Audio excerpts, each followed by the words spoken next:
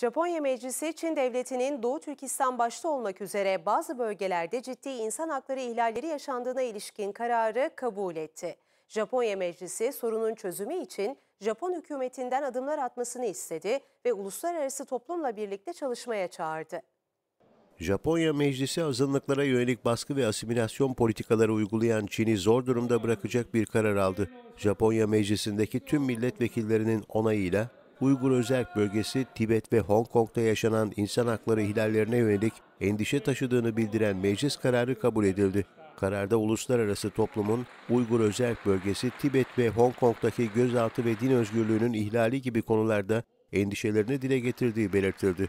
Kararda Çin'in Doğu Türkistan'da işlediği ağır insan hakları ihlallerine ilişkin insan hakları sorunları sadece ülke içi meseleler olamaz. İnsan hakları evrensel değerlere sahiptir ve uluslararası toplum için haklı bir endişe konusudur denildi.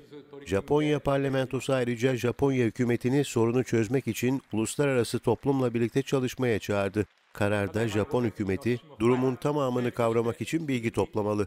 Uluslararası toplumla işbirliği içinde ciddi insan hakları durumunu izlemeli ve kapsamlı, rahatlatıcı önlemler uygulamalıdır ifadeleri yer aldı.